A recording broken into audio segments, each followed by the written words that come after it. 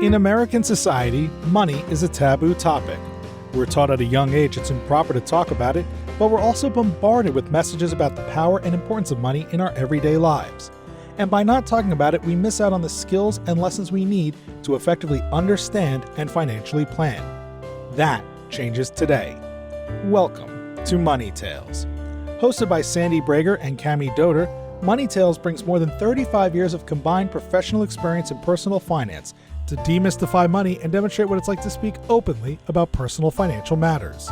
Join us each episode as they interview modern-day movers and shakers about how money decisions intertwine with their daily lives in order to give you better insight into productive financial conversations. Subscribe today and register for our blog Fathom at aspiriant.com/podcasts to increase your money mojo. And now, here's Cami and Sandy. Ashli Sims is our guest this week on Money Tales. Ashli's a reporter turned nonprofit fundraiser who takes us into the complex world of asking for support. Ashli's current journey began with a Kickstarter campaign to fund a storytelling project in Tanzania, where the ask was clear and the purpose was powerful. But when her career evolved into professional fundraising, the stakes got higher and so did the challenges. Ashli shares how she learned to focus on impact rather than the dollars, reframing what it means to ask for help in a way that connects people to purpose. Let me tell you more about Ashli. She's the managing director of Build in Tulsa, a nonprofit focused on closing the wealth gap in America by catalyzing the creation of multi-generational wealth through tech and entrepreneurship. The network has grown to include 400 entrepreneurs, facilitating more than 10,000 hours of training and coaching, and investing $10.5 million with underrepresented founders. Ashli is also an Aspen Institute 2023 Health Communities Fellow and serves on the board of 36 Degrees North in Tulsa and a community pantry and soup kitchen, Iron Gate. Here are 3 key money topics Ashli hits on in this conversation. First, how her relationship with money evolved from being the currency that validated her work to becoming the means for influence and power. Second, how her work in nonprofit development taught her the difference between having money and having wealth. And third, why she's focused on catalyzing multi-generational wealth creation in communities that haven't realized it before. Passing wealth to the rising generation of your family doesn't have to be yachts and trips around the world. It can be a home that you pay off and pass on to the next generation. We hope you share this episode with a friend. Now on to our conversation with Ashli Sims. Welcome to the Money Tales podcast. I'm Cami Doder. And I'm Sandy Brager. Sandy, we're having money conversations at home. I get so excited when you guys do that. I do too, and I love that they're all the time. It's live conversations, but the one I want to share today is conversations I'm having with our 2 girls, Morgan and Riley. Morgan's 10, Riley's 8. Both are doing little startup businesses. I'm like, yes, that's great. I love it. Are they still selling cookies? Well, Riley's my cookie manufacturer, and Morgan is a journalist. She has started a newspaper called The Not Boring News. Nice naming, Morgan. I did not influence her marketer mother, didn't say a thing. I loved it. And it's super great. She writes about all kinds of not boring things. Yeah, exactly. Recently it's Brazil. Previously it was on Japan. Once it was on recycling. It's really fun. Oh. So of course I asked, well, what's the money for? My oldest, she wants to make a ton of money to be able to give back to cancer research. Oh. Really great. Her aunt died at too young of an age due to cancer. And then also a friend that she's riding with, her grandma also died of cancer. That's their purpose. And Riley, my 8-year-old, who really wants to become a billionaire. And I'm like, great, but why? Her vision with her little buddy, her business partner, is with all this money, this $1 billion, this thing's going to be huge. They want to buy a building because if they buy a building, that's where they can sell their cookies. Oh, so real estate plays. Diversified investments. I like it. It's also interesting to see. And don't get me wrong, Morgan loves to spend, but thinking about how she can raise money to give to a cause, I thought that was really neat. I love Riley's cause that she's going to invest in her business. That's so sweet. I'm curious, Cami, do they talk to each other about the differences in how they're planning to use money? No, they don't talk about that. They talk more about they help each other. Remember, Morgan was the one who yelled out free cookies at Riley's first sale. Riley will help sell the newspapers, which is fun. So they help each other in the business. Oh, that's really nice. It's really fun. Well, I'm glad that you guys are having these conversations on a continual basis. And it is really cool. Each of us is individual. We have different perspectives about money, and it's really fun and sometimes surprising and interesting when different family members have very different views and habits. I'm also glad they are different because you can then have a conversation with all of us about different topics. There's a lot to explore in there. Giving back to community, investing. I loved it. Well, it's my pleasure. I get to pivot to our guest today, Ashli Sims.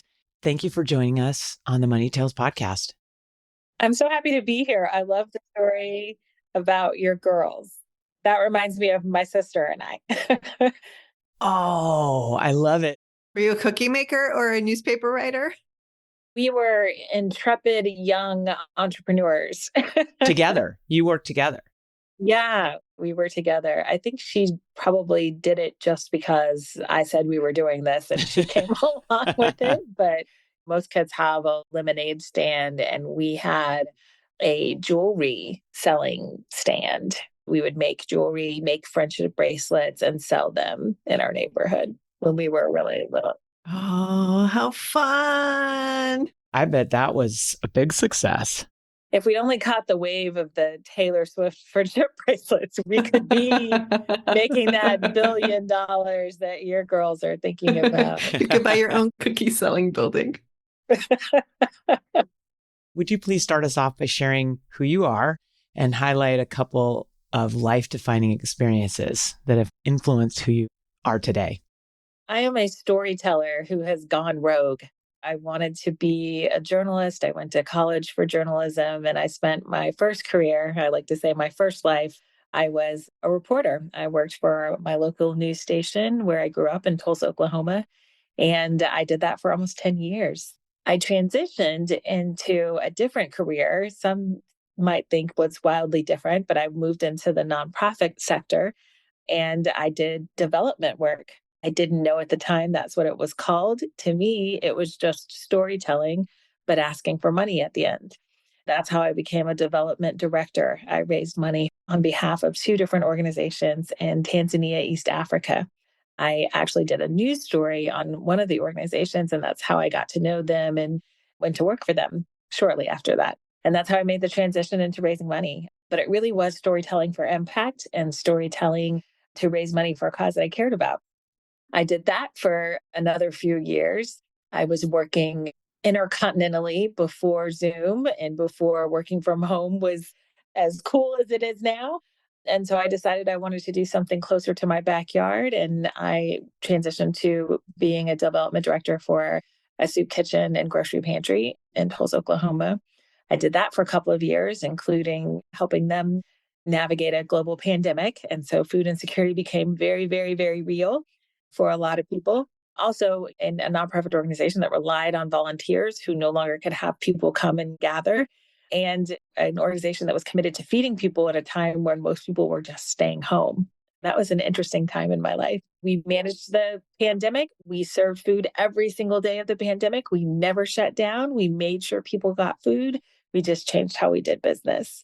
And I did that for a couple of years before going to work for my organization that I work for now, which is Build in Tulsa. Build in Tulsa is an organization that is dedicated to catalyzing multi-generational wealth creation for those who have historically been under-resourced and underfunded, and whose communities have not historically or typically had a lot of wealth. Our organization is dedicated to helping them build that.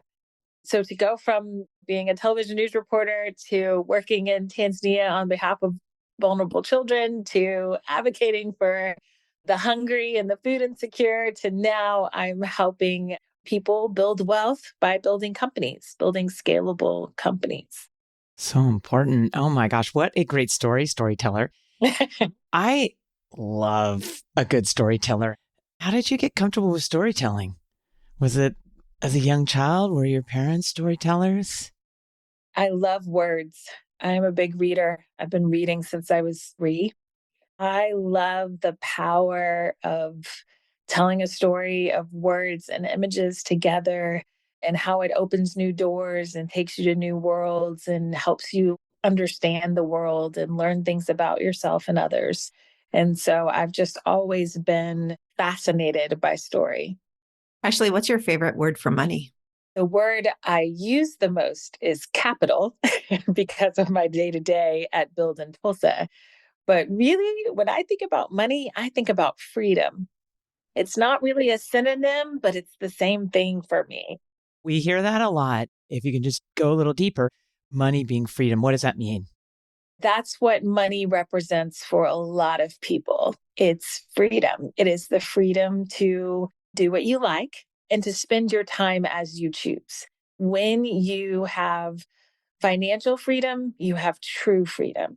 And so I think that when I talk to my companies, our startups, about building their businesses, and I talk to them about making sure they know their data, know their facts, know their budgets, know how they're making money. What we're really talking about is knowing the dollars and cents of building a business so that you are free to do what you want to do for your family and yourself. So if you have a profitable business, well, you have the freedom to take a vacation. You have the freedom to take a sabbatical. You have the freedom to do what you want to do, to send your kids to college, to buy a house. I love where this conversation is going. And it makes me wonder, Ashley, how you've thought about money in your own life as you've grown up and done these different careers all tied together through storytelling. I made enough to be okay. I was not a person that was wealthy by any means. But I thought about money when I worked at the news. I had a 401k and I thought about money in that sense. I'm going to put something away for a time when I don't work. When I transitioned to nonprofits, I really thought about money in terms of power. The folks that we raised money from, they had a lot of freedom and they had a lot of power. My evolution of money from the little girl that was just really excited to have the jewelry that she created was exchanged for something of value, being $1 or 50 cents or whatever it was, that was validating. So from money to being the currency that validated my work to money being influence and power as an adult, I think that's how money has evolved for me. It kind of goes back to when you realize that money is influence and power, then you realize that you need to have control of that money, of that economic power. I'd love to dive into that idea of power because I've been thinking about this a lot myself. Does money give you power, and or do we give power to people who have money? Because oftentimes in our society, if we know someone has been very successful in business and they've amassed a lot of wealth for themselves, we provide a lot of respect to them. And I feel like we do concede power, but they may not have actually earned that power. I'm curious about your thoughts. I don't think it's an either or statement. I think both can be true. Remember, I'm coming to this from a very specific lived experience. I'm an African American female that grew up in this country. My parents are from the South. They grew up in the segregated South. They're from deep South Louisiana. I have seen that the appearance of affluence accords you some respect that you, as a minority in this country, may not automatically receive. Yes, we do give people with money power, particularly for African Americans. That means that you have to have money to get the respect that maybe you wouldn't be afforded otherwise. But I also think that money is power in the sense that it was possible for my parents to put me in private school. It was what was possible for my parents to help me with college. All of those things came because they had some money and were willing to share it. Nonprofits, I think, are amazing institutions.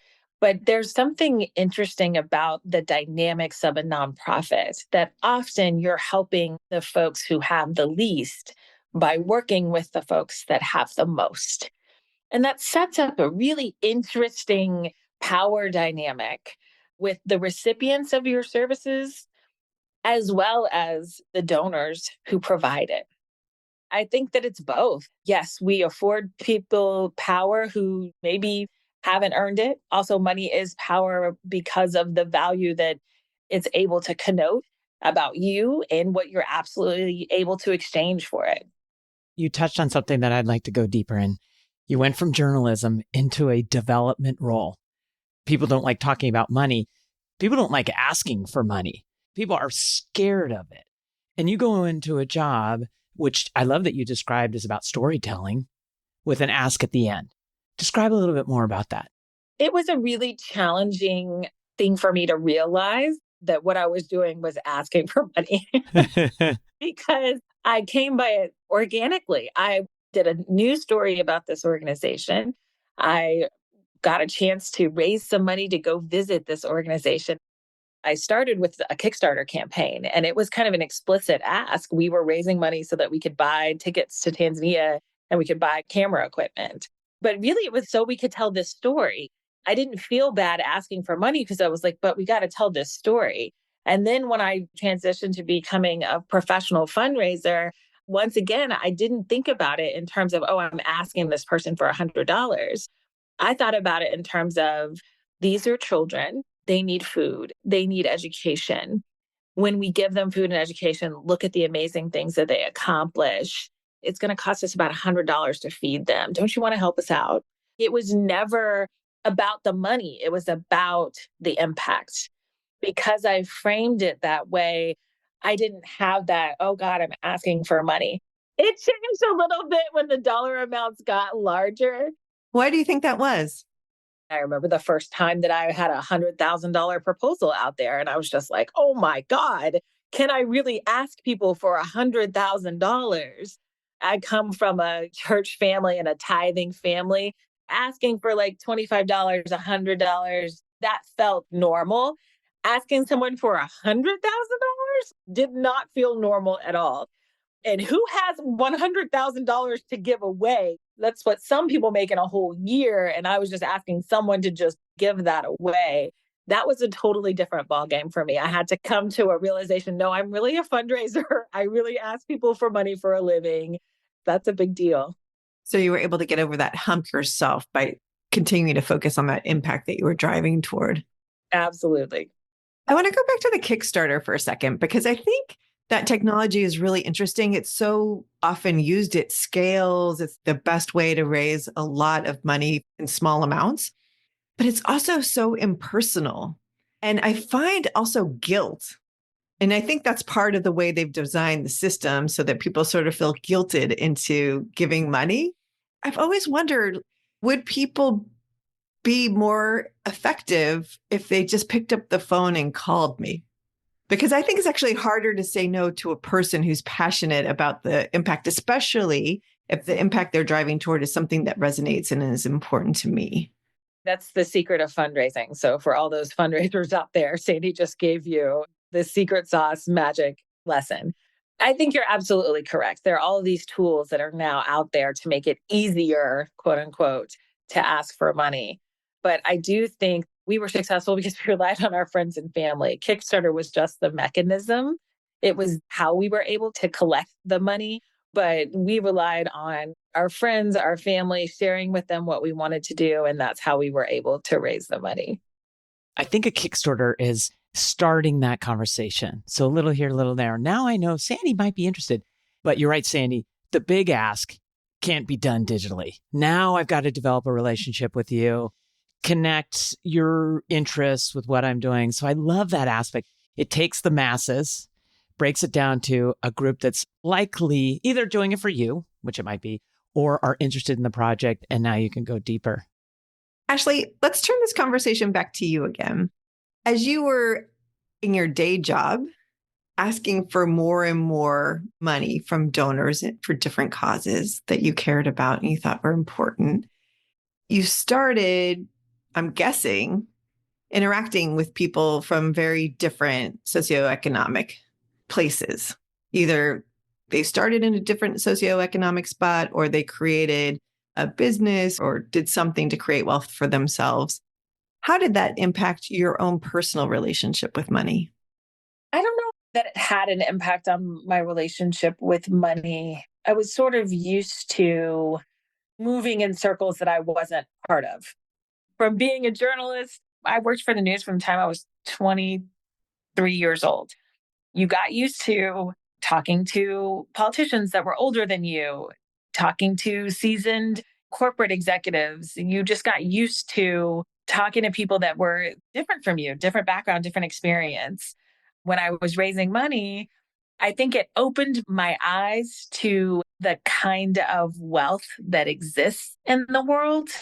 But I don't know that I thought about it in terms of my own finances because it seemed very far removed from what was possible for myself. The type of people who can give $100,000, they're not just working a regular job.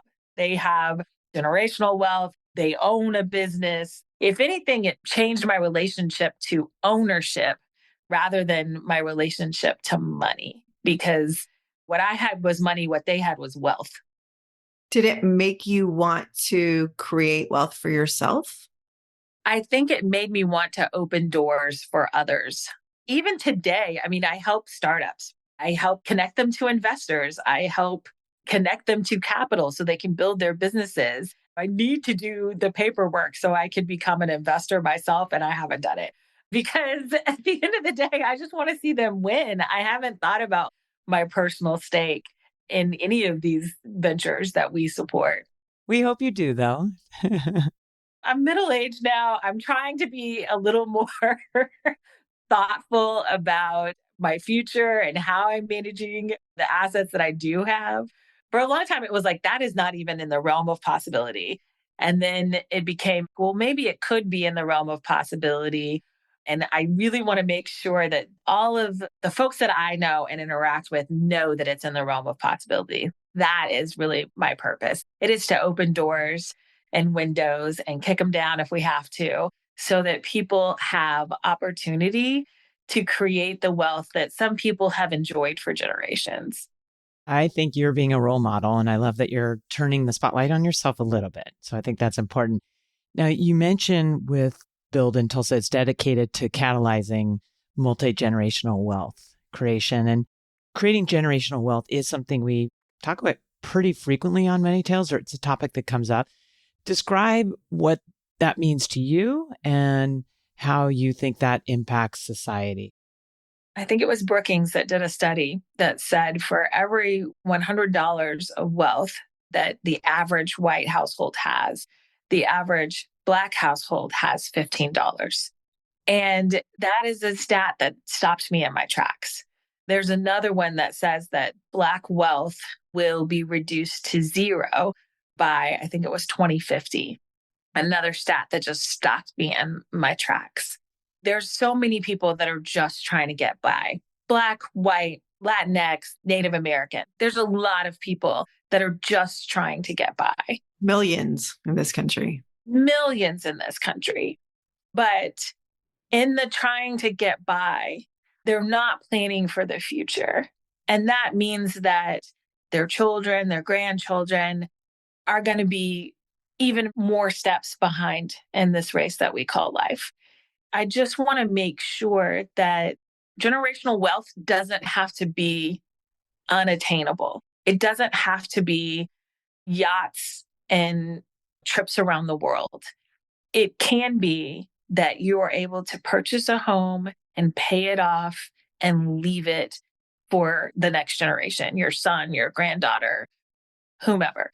That is a generational wealth building activity that you can leave this earth with more than debts. That helps the next generation to be able to do better. That if they have your house and then they're able to either live in it or sell it so they could go buy another house, they have a down payment for a house. That becomes building a better future and a brighter future. Is this messaging that you're sharing with us one that's difficult to it's still in the folks that you're working to help build this wealth? Is it a new idea to them? I don't think it's a new idea, Sandy. I think sometimes it feels somewhat unattainable. I think because you said some people think it has to be the yacht. I love that you just addressed that head on. Frankly, some donors think that that's what I'm talking about too. We're a nonprofit initiative. We provide our programming and supports for free. And when I start talking about wealth building, some of them look at me crazy, like, well, is that really what we need to be doing? But when you think about it in terms of they have savings, they can send their kid to college, they have equity in a home that if they have an emergency, they can rely on that. They have life insurance policies. So if something happens to them, their family is okay. How many people in this country are bankrupted because of hospital bills? Having these tools, they are tools and they are wealth building tools. And they are tools that people of upper middle class and wealthy individuals use all the time that regular folks don't think about, nobody's talked to them about. And it makes a real difference when you think about generations. There's a lot of education involved and a lot of mindset shifting of this is possible. It's there, it's attainable, and you can do it. Absolutely. Even in how we talk to our companies about their businesses, thinking about their businesses not just as making it from month to month, but how do you scale this business? How do you grow in a way that you can employ more people? Quite a few minority-owned businesses are sole proprietorships, just basically making enough to sustain one person. What does it look like to build businesses that are successful enough and profitable enough that they can employ multiple people? Now you're talking about not changing one individual's trajectory. You're talking about changing a community of families' trajectories. That's beautiful. Ashli, how do you define success for yourself? I think that if I'm making an impact, I am being successful. Success isn't the goal, but it's the output of working really hard and doing what I can for my community, empowering these entrepreneurs who are so brilliant and just need a chance, representing what it's like to be, a Black girl coming from Tulsa, Oklahoma, really providing that for others and inspiration for others. I don't think that that is success. I just think that that's what other people view it. I'm just walking in my purpose. Ashli, tell us, what's your next money conversation going to be and who's it going to be with? I think technically my next money conversation is going to be about my 2025 budget. Your work budget or your personal budget? My work budget. I think that's going to be my next money conversation. I'm at a conference right now. And so there's been lots of conversations about working capital and making sure founders have working capital. So that's probably my second money conversation because I was like, we got to develop maybe a workshop or a lunch and learn about working capital and how can we help our founders achieve more working capital so that they can go after more customers and more contracts. But truthfully, it's going to be how do we make the dollars make sense for 2025? Oh, Ashli, what an important conversation. You're doing some amazing work. Where should our listeners go to follow your work and get in touch? Yes, you can check us out at buildintulsa.com. We're also on all the socials at Build in Tulsa. And I'm on LinkedIn. I'm Ashli with an I. So I'm easy to find with Build in Tulsa. Ashli with an I, it has been an absolute pleasure. You really shared so much and inspired us. So thank you for joining us on Money Tales. Thank you, guys. I appreciate the conversation. Thanks for listening to the Money Tales podcast. If you've enjoyed this episode, share it with someone you think would benefit from listening. And leave us a review on your favorite podcasting platform. Your ratings and reviews help more people find our podcast. If you're inspired to gain clarity and peace of mind about financial matters, don't hesitate to reach out to our team at Asperient. Go to asperient.com/start a dialogue. Or you can email Sandy and me at podcasts@asperient.com. See you next time.